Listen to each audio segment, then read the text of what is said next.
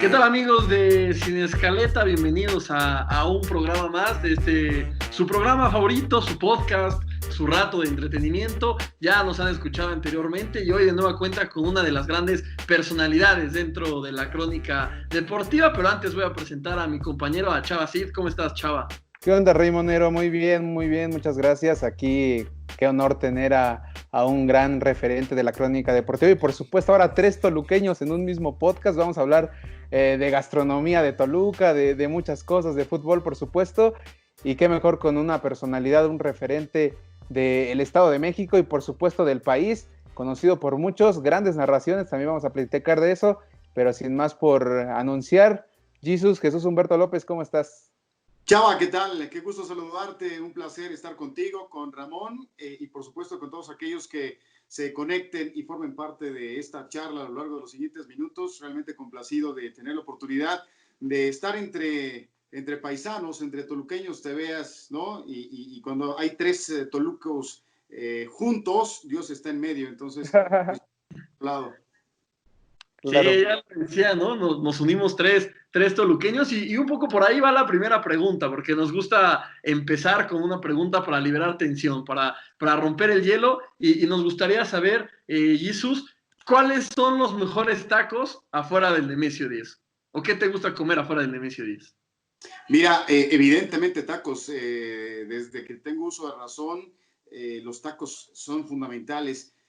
Y pues vamos a echar obviamente la publicidad aquí sin que pague nada de por medio, pero los del pollo, he comido los tacos estos de carnitas, los campechanos y todo, los he comido desde hace muchos años, nunca me ha pasado nada, ni me va a pasar nada, evidentemente, esos son los que acostumbro comer.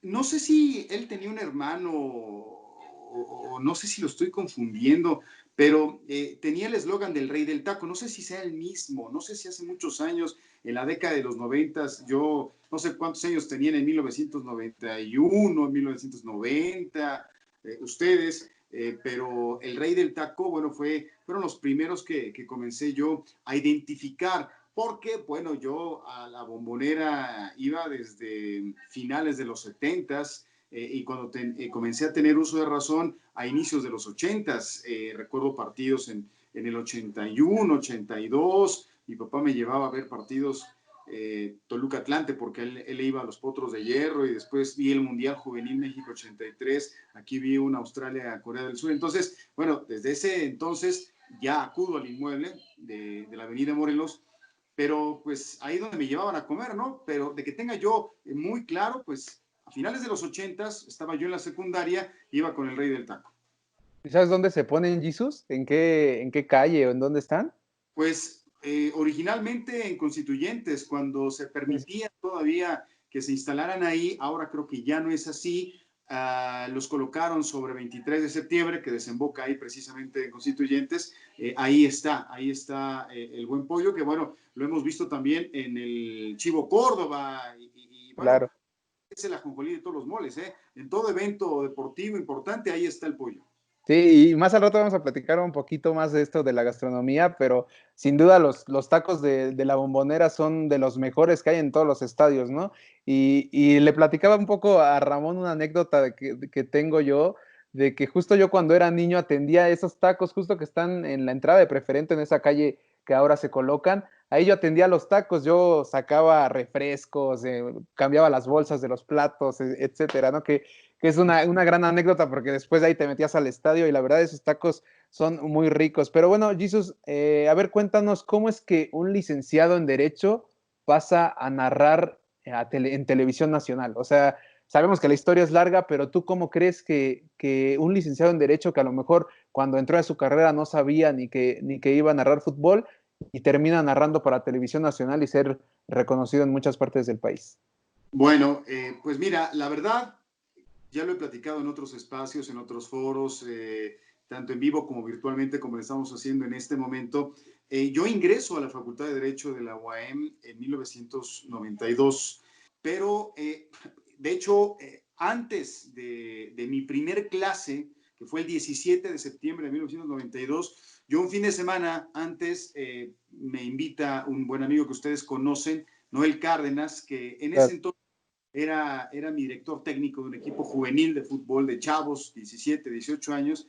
Él me invita, o él me pide más bien el favor de que vaya al estadio a hacerle las entrevistas de un programa que él conducía en Canal 3, no sé si ustedes lo alcanzaron a ver, Canal 3 de Toluca, antes de que se convirtiera a Claravisión, y ese Canal 3 es el consecuente de un famosísimo canal que existía por cable en la década de los 80, Canal 10. Entonces, Noel tenía, junto con Raúl Pérez, que también ubican perfectamente, ese programa que se llamaba Los Diablos Rojos. Antes de ese programa había otro en televisión mexiquense que fue de más o menos 86 a 1990, siguiendo a los Diablos, hiper famoso. Yo de aficionado lo veía, evidentemente, ¿no? Entonces, termina su proyecto mexiquense, se van a Canal 3, Noel se convierte en mi técnico de un equipo de fútbol en la preparatoria, y bueno, pues hicimos buenas migas, se dio cuenta de mi pasión por el fútbol, particularmente por el Toluca, de que me encantaba la historia, ¿no? Y de los detalles, hablábamos del equipo. O sea, imagínate tener yo de amigo, de director técnico, pues a un famoso de los medios de comunicación y muy cercano al equipo al que le iba y al que le voy.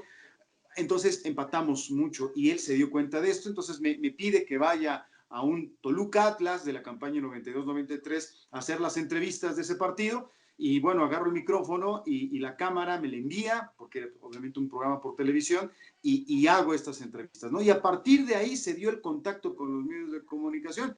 Pero bueno, para no detenerme tanto y no abusar en el uso de la palabra, ahí antes incluso de iniciar propiamente mi carrera, tuve mi primer contacto con los medios, hice esas entrevistas, me invita a quedarme con una sección en ese programa, una sección de la historia del Toluca, y de ahí para el Real. De ahí para el Real se fue entretejiendo una historia que a un inicio era completamente inesperada para mí, pero que llegado el momento y antes de terminar mi carrera dije, de aquí soy, ya no es más un hobby, decido abrazar la carrera de la crónica, medios de comunicación digitales, porque bueno, así era, inicié primero en radio, en la crónica y después ya en televisión, y así fue como se dio. Claro, termino mi carrera, no tengo aquí mi título a la mano para mostrarles que sí lo acabé, que sí mi examen profesional, que sí me quemé las pestañas en hacer una tesis que bueno, que habló evidentemente de la libertad de expresión, pues tenía que ser, ¿no? Y bueno, pues así fue como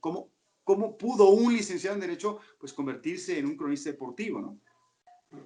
No, qué interesante, ¿no? Y el resto, como tú lo decías, el resto es historia, ¿no? Creo que todos los que están escuchando este podcast, Chava y yo, tenemos una narración de Jesús Humberto López en la cabeza. A lo mejor la primera que se viene a la mía es la de ese México-Alemania, sub-17, la vez de la momia Gómez, pero un poco relacionado con eso es el siguiente tema, ¿no? Evidentemente has narrado cientos y cientos y cientos de partidos. No sé cuál es el que tengas tú como tu favorito, ¿no? Más allá de lo que haya pasado en la cancha o por alguna anécdota, el partido que más recuerdas o más significativo dentro de todo este camino que has recorrido.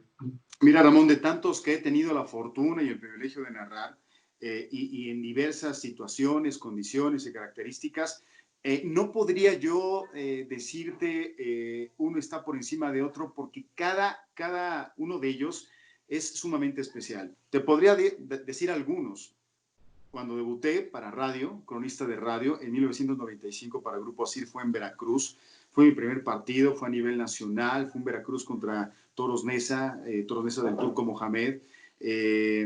Después, en el 96, tuve la fortuna de acudir a los Juegos Olímpicos de Atlanta, estaba en octavo semestre de la carrera y fue ahí donde dije, de aquí soy, ¿no? Aquí decido convertirme en cronista. Ahí tuve la oportunidad de narrar los partidos de la selección mexicana en los Juegos Olímpicos, ¿no? Aquella selección en la que estuvo, seguramente lo recuerdo, la afición choricera, un José Manuel Abundis, y aquella primera victoria en un partido oficial de una selección mexicana ante Italia. Se le gana 1-0 y bueno, pues ahí estaba también Paco Palencia, ahora flamante técnico de Mazatlán. Y bueno, tuve la fortuna de narrar la final de esos Juegos Olímpicos de fútbol entre Argentina y, si mal no recuerdo, Nigeria, ¿no? Y bueno, después viene el Mundial de Francia 98, tuve la oportunidad de narrar la final, Francia contra Brasil en el Stade de France. Yo tenía 24 años de edad, Francisco Javier González me concedió este privilegio, naturalmente que pues no le gustó esta decisión a varios de mis compañeros que ya tenían muchos más años dentro de la crónica deportiva, pero bueno, tuve esta gran oportunidad. Previamente, antes de ese mundial, había narrado la final Toluca contra Necaxa, la del 10 de mayo de 1998, esa la narré para Grupo ASIR, también a nivel nacional. Narré la del 99, narré la del 2000, todos estos partidos con títulos para el Toluca. Después viene mi incursión en la televisión. Mi primer partido de selección mexicana en el extranjero fue un México-Perú en San Antonio, Texas. También lo recuerdo vívidamente y con mucho cariño porque lo hice con Emilio Fernando Alonso. Después voy a la Copa América en 2004, en donde tengo de compañero un César Luis Menotti. Narré México, la selección mexicana que jugó frente a la selección uruguaya, y también una Argentina-Ecuador, imagínense, con César Luis Menotti. Entonces, son varios partidos de Mundial, de Copa del Mundo, ya en televisión, el México-Alemania que tú, Ramón, refieres en el 2011, de esa semifinal, también allá en Torreón, ese Santos contra Monarcas y la balacera, que bueno, Sí, el claro. espectáculo se dio en la cancha, se dio fuera de ella, ¿no? Y una situación con mucha angustia. Oye, Jesús, ¿y qué pasó ahí en la balacera? O sea, ¿tú cómo lo viviste? ¿Estabas en el palco? Sí, claro, por supuesto, ¿Y estábamos en qué incidente. momento tú escuchas o sabes que es una balacera? Porque sí estuvo muy cañón, ¿no? Fue el minuto 43 del primer tiempo. Emilio está narrando, él narró la primera parte y yo iba a narrar la segunda. Yo obviamente siempre quiero narrar ligerito, entonces decidí, pues ya estaba a punto de terminar el primer tiempo, de ir al baño, ¿no? De estar presto, porque además se hacía enlace en medio tiempo, entonces me iba a dar chance perfectamente de ir con calma, pero finalmente decido, no, mejor me espero, ¿no? Y ese me espero me permitió estar junto con Emilio ahí en la crónica, en los comentarios y todo esto, de comenzar a observar cómo Federico Vilar, ¿sí?, el arquero de Monarcas en ese entonces, sale corriendo hacia la zona de vestidores, y yo en ese momento así como que ya se armó los golpes, ¿no? La trifulca, algo pasó, pero no solamente él, sino el resto de los jugadores de Santos y de Monarcas, y algunos de ellos incluso se van a la zona de la tribuna. Ustedes conocen el Estadio Corona, no hay reja, entonces fácilmente se puede uno pasar a la tribuna, y después los aficionados se tiran al piso, y comienzo ya a escuchar los balazos, ¿no? Porque además mi compañero en cancha, Juan Carlos Báez, también le mando un saludo si ve este podcast, empezó a decir, se escuchan balazos, ¿no? Entonces, claro que hubo una total confusión, no sabíamos qué estaba ocurriendo, y cuando dice balazos, y ya obviamente tu sentido auditivo te lo confirma, tú empiezas a pensar, bueno, balazos hacia la cancha, vamos a empezar a ver muertos, Claro. vamos a ver sangre, o los balazos vienen dirigidos hacia la tribuna, nos van a pegar a los del palco o a quienes estamos en la tribuna. Era una incertidumbre total, de verdad. No se imaginan lo que puede uno llegar a sentir en esos momentos de un estrés, de un trauma que te refiere a una situación de violencia tan grave, tan extrema, porque las detonaciones, de empezar a ser pausadas, después fueron intensas, porque pues apareció por ahí una ametralladora, ¿no? Entonces, no sabíamos qué hacer, estábamos al aire, en vivo, a nivel nacional, no sabía nada que hacer el director de cámaras, le preguntaba al productor en la Ciudad de México qué hacíamos, qué decíamos. También es una situación en que no estás preparado, ¿qué dices? Sí, yo había vivido una situación de inseguridad familiar muy grave, y yo estaba a punto de despotricar contra las instancias de seguridad nacionales, o sea, me iba a atrever a decir una barbaridad, Sí, ¿sí? claro. Pero bueno, finalmente nos contuvimos y nos dicen, corten ya, despidan, porque pues naturalmente no iba a regresar, ¿no? O sea, al poco rato, después de que despedimos y que nadie se movía, vimos pasar unos vehículos del ejército a la distancia, y no salimos ahí sino después de 2 horas, ¿no? Entonces, pues imaginarán lo que representó esa experiencia, una experiencia negativa, triste, lamentable para la carrera, pues de nosotros, ¿no? Quienes tuvimos pues la ocasión, no puedo decir la fortuna, pero sí la ocasión de estar presentes ahí en el estadio. Oye, Jesus, y pasando de esa anécdota tan intensa que tuviste, mala, y la verdad una experiencia de, como dices, muchas horas de incertidumbre, pasamos a otra experiencia. A ver, quiero que nos cuentes un poco sobre esa semifinal de Alemania contra México en sub-17, porque cuando escuchamos tu narración, tú estabas con el público parecía que se metía a la cancha y tú gritabas. Yo, la verdad, pocas veces te había escuchado gritar un gol tanto como ese gol, y todo lo que, con lo que envolvió a la momia Gómez, como se le terminó apodando, pero todo eso termina en éxtasis en ese último gol, ¿no? ¿Tú cómo lo vives? ¿Cómo te sentiste en ese momento? ¿No querías llorar o lloraste? A ver, cuéntanos un poco de ese partido.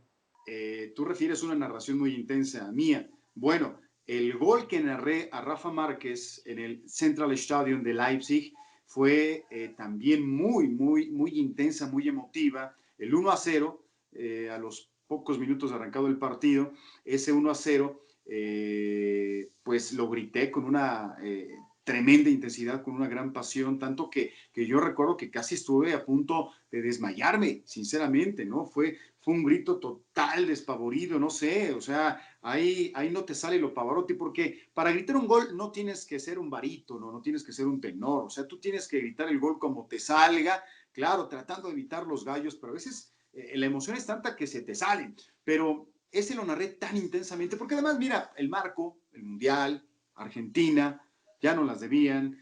Tienes al lado al Vasco Aguirre, que había sido técnico de la selección un mundial antes, en Japón-Corea 2002. Tener la fortuna de narrar a tu selección nacional en televisión abierta en una Copa del Mundo, pues realmente es increíble. Ahí esperan ya 5, los observa usted en pantalla dentro del área. Pavel Pardo va a cobrar la pelota que viaja, solo remate.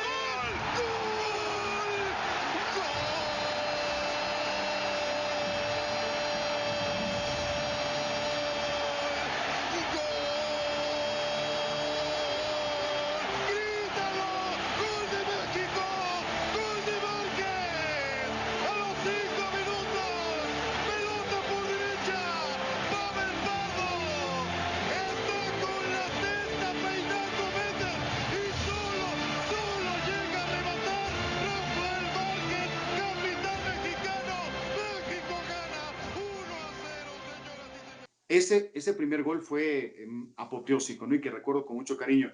Pero el de la momia en el 2011, es decir, 5 años después, ¿sí? Cuando cayó, por las circunstancias del partido, México iba ganando 1-0. Le empata Alemania, le da la vuelta. Empató Espericueta con un saque de esquina. Para mí fue un gol olímpico. No veo un desvío por parte del defensor alemán. Y con ese 2-2, ¿sí? Con un estadio lleno, con un estadio Corona atiborrado, gritando, arengando a la selección nuestra a lograr la hazaña. Precisamente en ese gol, en el 2-2, sale lesionado la momia Gómez porque buscó rematar, pero lo que se encontró fue el botín del defensor alemán y le abrió la cabeza. Regresa a la cancha con ese tremendo pañal, con ese tremendo vendaje, ¿sí? Y bueno, pues nuevamente se marca un saque de esquina y viene Espericueta y yo grito y recuerdo que digo, hazlo otra vez Espericueta, y viene el balón para un remate inverosímil de Julio Gómez para hacer un gol también increíble, ¿no? Entonces, haber narrado 2 goles casi de forma consecutiva, uno, el del empate, y el otro, que te daba prácticamente el pase a la gran final, pues imagínense, obviamente yo por un momento recordé aquel gol de Rafa Márquez, pero yo no era narrador en ese instante. Yo me olvidé que tenía un micrófono en ese momento. Yo era un aficionado más. Me hacía falta nada más ponerme la playera y tener una bandera. Y bueno, si no hubiera tenido Cristal el palco allá en Torreón, pues seguramente me hubiera tirado de él, ¿no? Como niño héroe. Pero bueno, afortunadamente no fue así. Entonces, pues sí, ese gol fue muy intenso, muy especial. No lloré, y soy honesto, no lloré, pero me dio una alegría y una emoción tan intensa, pocas veces vivida por un cronista deportivo, ¿no? Y en este caso hablo de mi propia experiencia. Que llevaron el partido ahí, Jesus, creo que puede ser antes de los penales. venga Espericueta, igual, cerradito. Hazlo otra vez, Espericueta, servicio, primer poste, balón peinado, viene el gol, viene el gol,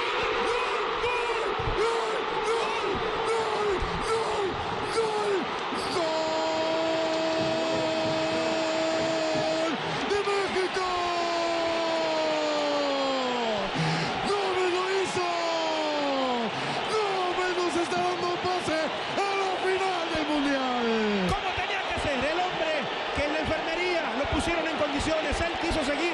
Ve usted, ¿dónde va a encontrar la pelota? De chilena, la pone en el ángulo. Este boleto a la final no se lo quita nadie al equipo mexicano.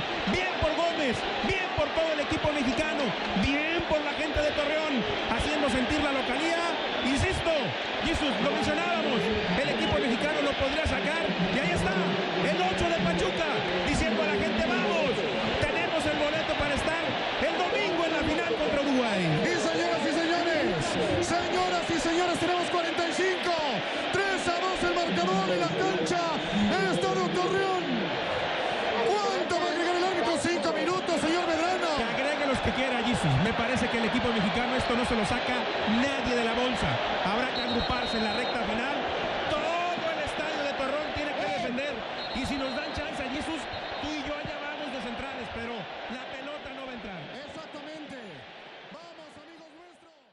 Qué curioso, ¿no? Que comentas que no hayas llorado, porque bueno, yo me incluyo dentro de la lista de las personas que con ese gol y con tu narración. Ahora, de lo que comentabas, me llama mucho la atención este tema que decías de cómo la afición se fue metiendo al partido, cómo fue empujando. ¿Qué tan importante es eso dentro de la narración, ¿no? Ahora más con esta pandemia y estos tiempos que muchas veces no muchas veces, ¿no? Parece que por lo menos en demasiado tiempo se va a tener que narrar sin público en los estadios, ¿no? ¿Qué tan distinto es o qué tanto puede afectar al flujo natural de una narración o de un cronista? Sí, no, definitivamente el público es sine qua non. No puedo entender el fútbol sin público. No, en lo absoluto. Incluso en el barrial, ¿no? En el barrio. El público está ahí afuera, está ahí en la línea lateral, ¿no? Las familias, los amigos, aquellos que van pasando y se quedan un rato a ver un partido en esas ligas, le dan sabor, ¿no? Le dan un toque especial. Imagínense en un estadio de fútbol y cuando se ha tenido la oportunidad de estar en inmuebles maravillosos, en catedrales del balompié increíbles, escenarios llenos, el clamoreo se te pone la piel chinita, absolutamente, ¿no? Uno de los estadios, obviamente, el Estadio Azteca, lleno completamente, en un partido de selección mexicana, con un gol de la selección mexicana increíble. Lo viví en 1993 de cara al Mundial de Estados Unidos. Fui como aficionado, pero después tuve ocasión de ir como reportero. Estaba Sven-Göran Eriksson. Yo hice un trabajo ahí de reportero en la cancha, siendo cronista, pero me invitaron a estar ahí. Estuve a nivel de cancha, la salida de ambas selecciones, ¿no? Estadio, insisto, lleno. Y el gol que cayó del equipo mexicano a nivel de cancha con un Estadio Azteca o sea, dices, gracias Dios por darme esta oportunidad. O sea, son momentos muy especiales. No se puede entender el fútbol sin aficionados, definitivamente. Y lo que te puede producir, el empuje, el punch, esa energía, esa vibra invisible, es única absolutamente. Y no solamente en el fútbol, sino en todos los deportes. Justamente hablas de eso de la afición y la verdad es que va a pesar, ojalá y no dure mucho esto de la pandemia y que terminen regresando a las tribunas para seguir alentando a su equipo, ¿no? Jesus, has tenido durante estos años de experiencia y durante muchos mundiales, durante partidos de Toluca, radio, televisión, a varios compañeros, de los dos que yo recuerdo mucho es a Paco González y a David Medrano, incluyendo también a Emilio Fernando Alonso, otro grande de la crónica deportiva. Si tuvieras que elegir a dos compañeros de transmisión para la mejor transmisión de tu vida, ¿quiénes serían? Yo durante mucho tiempo narré, y justo ese Mundial de México 2011, sub-17, hice muy buena mancuerna con David Medrano. La verdad es de que me sentía yo muy cómodo con él, narraba muy a gusto con él, creo que nos entendíamos bien los tiempos, ¿no? Para hacer los comentarios y la crónica misma. O sea, sinceramente con David Medrano tuve muy buenos partidos me sentí muy cómodo con él. Ahora, de colega en la crónica, sí, porque bueno, durante muchos años había 2 narradores, ahora la tendencia es de que sea solamente uno, sí, no solamente en la televisión privada, en la televisión restringida, como puede ser ESPN o Fox Sports, sino también en la televisión abierta. De hecho, Azteca y Martinoli particularmente comenzaron a hacer esto antes que Televisa. Y bueno, ya Televisa también lo está haciendo en algunos casos, no en todos. Pero puedo decir que yo creo que mi mejor narración sería con 2 cronistas con los que no me ha tocado narrar un solo partido juntos en televisión. Con uno de ellos narré radio. Y quiero que ustedes intuyan con quién sí narré radio. Con este cronista, pero en televisión no. Y con el otro no he narrado ni radio ni televisión. Pero yo creo que con ellos sería mi mejor crónica, en esto del fútbol a través de la televisión o del radio, ¿no? Si se quiere. Creo saber por lo que mencionaste de tu historia, y puede ser Noel Cárdenas. No, con él no he narrado. ¿No? No. Mi turno, me toca intuir. E igual, por lo que hemos platicado a lo largo de este programa, no sé si Francisco Javier González, ¿no? Por lo que comentabas del Mundial de Francia y demás. Narré con Francisco Javier González en Azteca, sí, pero no es él, porque bueno, con él sí lo hice, algunos partidos todavía en Televisión Azteca, antes del año 2000, cuando él sale de Azteca y yo me quedo en Azteca, ¿no? Ese año fue un año de mucho movimiento, de decisiones bravas en mi vida profesional y personal, y bueno, con él sí narré, pero bueno, con quien sí he narrado, y fue en radio, fue con Raúl Pérez.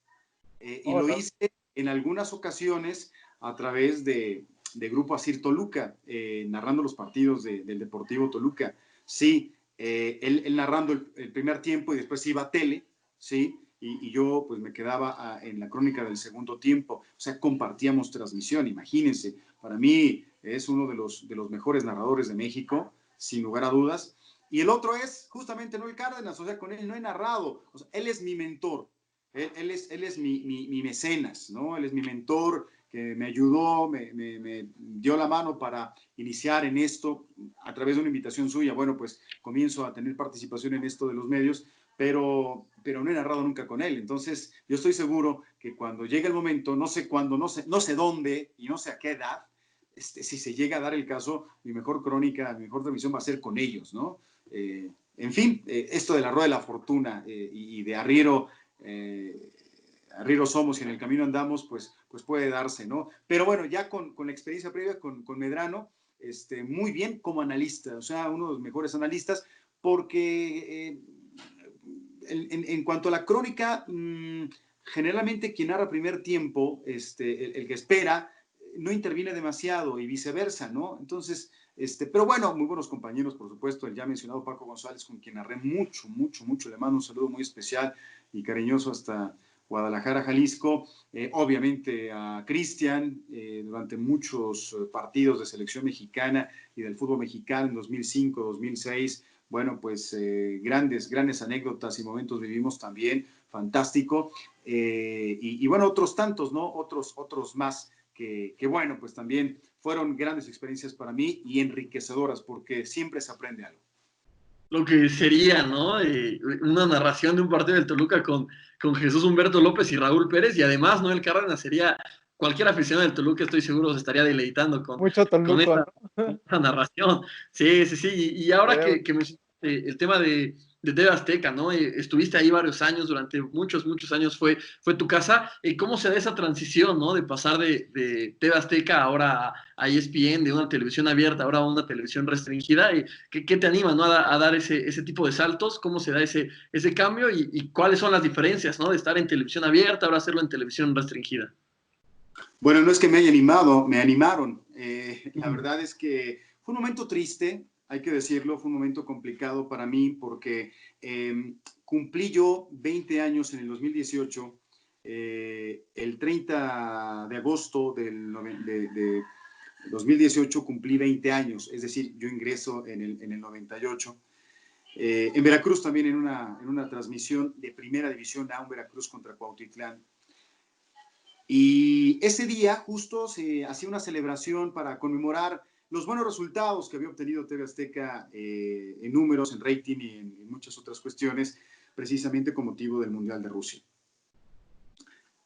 Ese día cumplo 20 años. Al día siguiente soy citado para hablar de la renovación del contrato, ¿no? Porque mi contrato estaba a punto de terminar. Eso ocurriría en octubre, y estamos hablando de agosto, septiembre, octubre, en 2 meses iba a terminar mi contrato, que había asignado 4 años antes, y 4 años antes también tuve otro contrato, es decir, antes no había un contrato por ahí firmado, pero después se cambiaron las cosas, yo creo que para bien, y hubo una seguridad. Pues para decirme de que no se iba a renovar el contrato. Entonces, esta situación caló hondo, ¿no? Porque pues no fue en todos los casos, no fue una situación que se dio en todos los casos de los cronistas que estábamos ahí, y significó un duro golpe. No al ego, y quiero decirlo aquí muy abiertamente, no una cuestión al cronista que durante 20 años trabajó en una empresa con coberturas nacionales e internacionales, no al ego, sí a la persona, sí, y al trabajo que desarrollé. Porque en lugar de venir un reconocimiento al mismo y al saber que alguien podía estar contento con mi trabajo, pues sentí lo contrario, ¿no? Argumentaron situaciones económicas y otras cuestiones más, pero básicamente la cuestión económica, pero insisto, no en todos los casos fue igual, ¿no? Entonces, a algunos se les mantuvo y a otros no. Entonces, esa situación me pegaba absolutamente en la parte económica y bueno, dije, pues tengo que tomar una decisión, evidentemente, ¿no? Evidentemente, creo que no hubo el respeto que yo esperaba y dije, bueno, pues ni modo, vamos a tomar el toro por los cuernos, ¿no? Entonces, digo, estamos todavía jóvenes, tenemos cierto nombre, pues vamos a tocar puertas, y vamos a hacerlo. Y así fue, ¿no? Por más que insistí, dijeron no, y no. Y empiezo a tocar puertas y vaya, qué difícil, ¿eh? Fue una situación complicada. Uno pudiera pensar, oye, si tú eres bien conocido, oye, pues lo haces bien, se te van a abrir las puertas inmediatamente. No, definitivamente no, y obviamente busqué en grandes grupos, ¿no? Que ustedes pueden intuir. Y al principio no, nada, nada, incluyendo donde actualmente laboro, sino meses después se dio esta situación, meses después aparece esta invitación con una propuesta ciertamente complicada, ¿no? Económicamente hablando, pero finalmente me permite a mí regresar a la actividad y así es como afortunadamente ESPN me da la chance de estar con ellos, ¿no? Una empresa completamente diferente a lo que yo había vivido durante tantos años, obviamente con una connotación distinta, global, internacional, y en donde, bueno, pues eso me ha obligado, me ha empujado a conocer mucho más del mundo del fútbol internacional, ¿no? De lo poco que narrábamos de fútbol internacional, que era la UEFA Europa League, la Champions League, que sí narré varios partidos de la Europa League en TV Azteca y algunos partidos de Champions y finales de Champions, narré 2. No es lo mismo, una Eredivisie, una Liga A, una Liga MLS, por ejemplo, ¿no? La Serie A, el calcio italiano. Entonces, te obliga a expanderte, a conocer más, y eso, bueno, ha sido muy beneficioso para mí y que me ha permitido, bueno, pues, crecer como cronista deportivo. Sí, sin duda, pero siempre, Jesus, los retos son buenos y qué bueno que ahora estés tomando uno nuevo. Vaya que es difícil conocer nuevas ligas, pero se ve que te gusta todo esto de la historia, todo esto del estudio, entonces qué bueno que ahora estés también narrando para televisión y partidos muy interesantes, ¿no? Como ya lo mencionas, de ligas europeas. Ahora vamos ya para terminar, una dinámica rápida, unas preguntas, una sección que se llama ¿qué prefieres? Y las preguntas pues son cortas. ¿Qué prefieres? Una u otra, son nada más 3. Y la primera es, ¿qué prefieres? ¿Ver al Toluca campeón o que Potros regrese al fútbol? Qué pregunta tan brava, ¿eh? Qué pregunta tan brava. Híjole, he quedado muy dolido de lo que ha ocurrido con Potros, de la manera en que se manejó el escudo glorioso de la Universidad Autónoma del Estado de México. Yo sé que va a regresar y de hecho, bueno, el equipo de la universidad siempre está, ¿no? Me refiero a la representación, selección universitaria.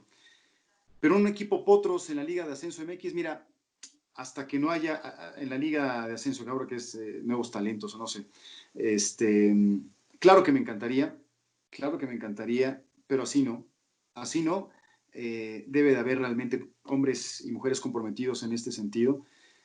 Y en este momento, si tú me preguntas, en este momento prefiero ver al campeón del Toluca, porque ya pasaron 10 años y Sí, ya, ¿no? Ya estuvo bueno. A ver, la siguiente pregunta va un poco relacionada con ese tema. ¿Qué preferirías, no? ¿Narrar el próximo campeonato del Toluca, siendo esto que si decides esta opción, sería ya el fin de tu carrera, ¿no? Con esa narración te retiras, o seguir narrando hasta que tú quieras, pero todo el tiempo que estés narrando, el Toluca no va a ser campeón? No, ¿por qué condicionan eso? No sé. No, es una dinámica. Evidentemente no va a suceder, pero... Bueno, sé mi deseo, mi sueño, mi anhelo es sí retirarme de la crónica en muchos años más. Obviamente el que decide es el de arriba, precisamente en un campeonato del Toluca, ¿no? ¿Cómo va a suceder? ¿Cuándo va a suceder? ¿En qué condiciones? ¿Para qué medio? Y todo eso, no lo sé. Pero pues prefiero seguir narrando. Ahorita prefiero seguir narrando. Pero pues que el Toluca no se duerma en sus laureles, por favor. Sí, ya estamos acostumbrados, 10 años pueden venir otros días, ¿no? Pero no, ojalá y no sea así. Bueno, ya la última pregunta de esta dinámica es una pregunta más abierta, pero ¿cuál es el mejor estadio en México para narrar fútbol? Ya sea porque te guste la comida, porque te guste el palco donde narras, porque te trae buenos recuerdos. ¿Cuál es el mejor estadio en México para narrar fútbol? Bueno, hay estadios maravillosos, muy, muy cómodos. El José María Morelos y el paso obligado por el lugar donde venden carnitas, ¿no? Bueno, o vendían carnitas también, muy cómodo. El actual Corona también, hasta lo más alto. Me hubiera gustado que estuviera a la mitad del inmueble, pero comodísimo. En fin, la verdad, muchos estadios a nivel internacional también. Imagínense el Olympiastadion de Berlín o el de Leipzig. Me quedo con el Nemesio 10, aunque nada más haya narrado un solo partido, pues de corazón yo me quedo con el viejito, y con el nuevo, cuando me den chance de volver a narrar ahí, pues lo haré con mucho gusto. Bueno, Jesus, pues muchas gracias por aceptar esta invitación, por darnos un ratito de tu tiempo para venir a platicar acá sin escaleta. Y pues nada más eso, ¿no? Agradecerte tu tiempo, agradecer las muy valiosas anécdotas y pues nada más. No sé si quieras agregar algo. No, pues que quiero agradecerles la oportunidad, ambos, de platicar con ustedes, platicar con sus seguidores y que, bueno, pues haya sido entretenida esta charla, ¿no? Esa remembranza un poquito de mi paso en los medios de comunicación, particularmente la crónica deportiva, y les deseo mucho éxito y siempre miren hacia adelante firmemente y sueñen todo aquello que quieran llegar a convertirse, sueñenlo, vislúmbrenlo acá para que después hagan todo lo necesario para ejecutarlo y cristalizarlo, definitivamente. Están muy jóvenes y algún maestro de la Facultad de Derecho siempre nos decía: jóvenes, juventud, divino tesoro. Jóvenes, juventud, divino tesoro. Y eso es absolutamente, yo no es que esté viejo, ¿no? Tengo 46 años y no me da pena decirlo, pero ya no estoy tan chavalo como ustedes, pero todavía, ¿no? Siento mucha juventud y las ganas y las fuerzas de seguir adelante. Imagínense ustedes, ¿no? Entonces, pues adelante, jóvenes, échenle muchas ganas y prepárense intensamente para ser los mejores. Perfecto, pues muchas gracias, Chava. Un programa más de Sin Escaleta.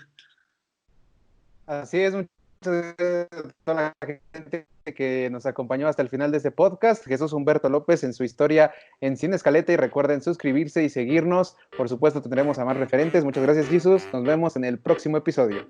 Gracias, un abrazo para todos. Que les vaya muy bien, cuídense.